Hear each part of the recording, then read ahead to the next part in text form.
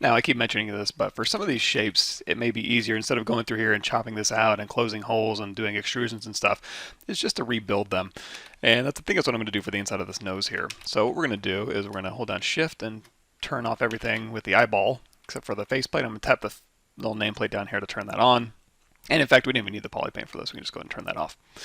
Insert a Z-sphere underneath there. So we have the Z-sphere and we have our face here. And we're going to use the Z-sphere to rebuild the inside of that nose. So with the Z-sphere selected, I'm going to turn on X symmetry, hit E to go into scale, and then I'm going to scale this down.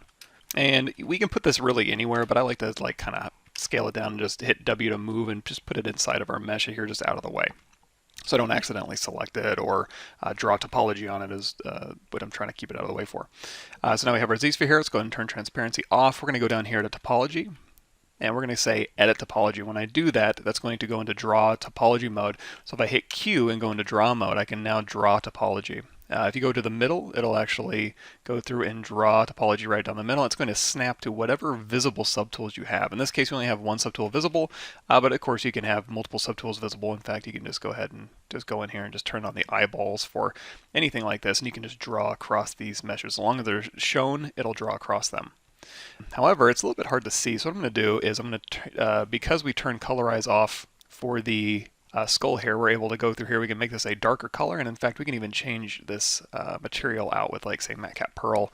And if it's getting a little dark in the shadows here, you can even go in here to render properties, and you can turn off shadows. And then down here under preview shadows, you can turn off deep shadow. In fact, let's see if I'll do this. We could do turn shadows on and then turn deep shadow off. Yeah, that kind of does the trick. So either one or both, you can go through there and you can turn off shadows, make it a little bit easier to see. But anyway, you can just start drawing through here. And we'll cut over. And I can always hit W to reposition these things and then go back into draw and continue drawing. If you ever want to reposition these things, you can tap off in your document and then you can start from another position. So you say you can go up here. And if you are moving these things around, you want to make sure you just want to move one of these things. You can make your brush size very large and move multiple, or you're probably going to want to keep it small and move just one individual one at a time. Again, you can tap in your document to reset where you're drawing from. Just make sure you go into Q for draw mode, or you can hold down Control and tap that last where you want to start drawing from, and that'll be your position. So you can go through here, and then now at this point, you can pick a point and go here across, and then go back and forth, back and forth, back and forth, and just kind of close these up here. And if you have one in the middle, you can just simply click through these and it'll go through and connect these. So if you want to see what you're doing, you can go down here to your topology, turn on your adaptive skin, and you can hit preview. Let's turn density down to 1, dynamesh resolution down to 0. Now when you hit preview and turn on polyframe and on solo, you're going to see exactly the polygons that you're drawing. It's going to go ahead and make decisions for you if you don't tell it specifically like, hey, I want this line to go through here. It's just going to automatically get rid of any n-gons you have and make a decision based on what it sees. So if you want to, you have to go through here and tell it, you know, I want to cut a line through here, and then when you hit A, you're going to see that's the line that you're cutting through. So just go through here and position these things. Of course, you can always undo. We're just going to go back and forth along here. You could go through here and have this preview, and you could just use ZModeler later after you've made an actual mesh and just pull this down for thickness. Or if you feel more comfortable, you can go through here and you could just put the geometry information in here already. So you can just kind of go through and put this through here and then down through here. Now, if at any point I decide, you know what, I don't want this line to go through here, you can hold down Alt and you can delete these points here, or you can just go through later and you can use ZModeler to clean this up. So we'll decide when we get there what we want to do exactly with those points here. And we'll go ahead and hit W and we'll redistribute some of this geometry here. And there we go. So now when I hit A, I've got geometry here. To make this a real mesh, I mean, I can go through and sculpt in this now, but it's just a preview mesh. Hit Make Adaptive Skin. That's going to throw that out in its own subtool here. So now I'm going to go to Insert, grab that skin Z-sphere, that adaptive skin we made. The Z-sphere we don't really need anymore. You can continue using this. A lot of times what I'll do is I'll hit A. A is going from adaptive skin out of adaptive skin. Hit A and then go into Topology, delete Topology. But you're still in a topology mode. So if you wanted to go through here and do some, other modeling, or if you wanted to, put on like a metal panel or a plate or something, you just go through here and then kind of go back and forth, and then again right down the middle if you wanted to. And this kind of simple shape, you could use the topology brush like we did earlier, but this is easy enough to kind of go through and make that. So you could continue using the same ZSphere to create more meshes. But in this case, we don't really need the ZSphere anymore. Go ahead and delete that. And now we have this geometry. So now I want to have thickness to this geometry.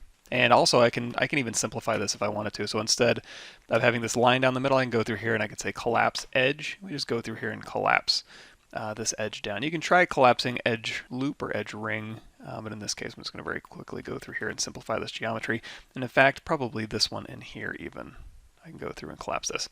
This is creased through here, so let's do a quick geometry mirror and weld. Make sure everything is mirrored right down the middle. Let's turn off LSIM to ensure that it is indeed mirrored down the middle.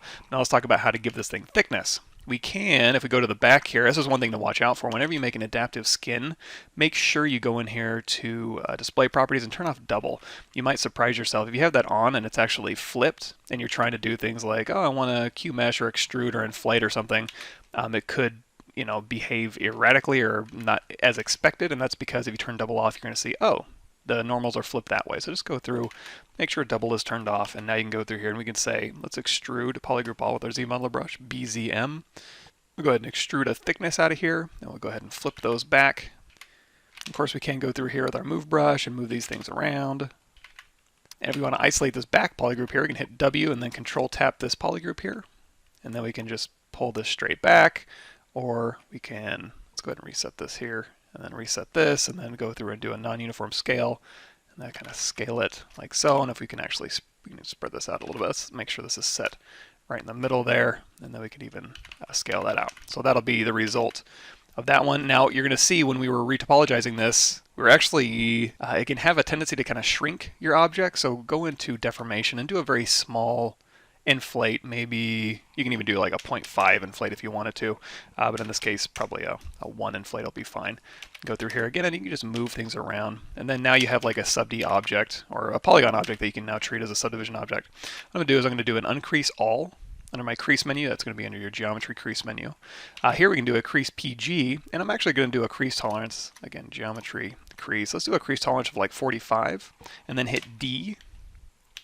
And this is the result we're going to get, which isn't too bad. I'm just going to go here and manually, we can keep dropping this tolerance down, and it'll probably end up eventually grabbing the edges that we want, but it might end up grabbing too many edges. So if I do uncrease all, and then crease with 45, and then just manually go through here and say, let's go ahead and crease edge, like maybe this one here, looks pretty decent. And again, if you hold down Alt, you can uncrease these if you want a smaller or a lighter fall off, or you can keep them creased. And then of course, these are very sharp creases, so this is where you're going to play the crease level, say crease level of 3, against the dynamic subdivision, smooth subdivision of, say, 4, and now you'll get a little bit of a softer fall off there. So now that we have this in place, and again, we have a nice low-res envelope that's dynamically subdivided, so it looks higher res than it really is, and we can kind of use that to our advantage and get a very nice, clean result. Now, in the underlying mesh right here, we don't really need this piece in here. What we could do is we could go through, and we could just simply go through and like with our clay brush, turn this back to white and then start up material. We can go through here and just kind of knock this back and just push that out. You could also try doing something like taking this nose geometry here. We'll go ahead and duplicate this off. We're going to go to dynamic and hit apply, so this turns it into real geometry here. It's not dynamic anymore. And then we're going to turn that to subtractive, and we're going to put this head right above that, so when we merge these down, it'll go ahead and make that a subtractive mesh, and when I control drag, it'll redynamesh and basically slice out any pieces. You have a little bit of floating pieces in here. Those are easy enough to get rid of. Hold down Control Shift, isolate, or just grab a little piece of that skull. Control Shift A, which is going to grab all the welded vertices, and then everything else that's just kind of floating, it'll get rid of. And even some garbage geometry back here, it's going to get rid of, which is nice. So geometry modified topology delete hidden, and now we know that this is nicely cut through here. Let's actually raise this resolution up quite a bit. So now this piece of geometry that we made fits exactly in that base geometry. So hold down Shift and turn all the eyeballs back on, and now we have this piece of geo that we can use for, we can even animate this if we wanted to, or do anything we want with that geometry because it's separate. And again, it's nice and clean geometry.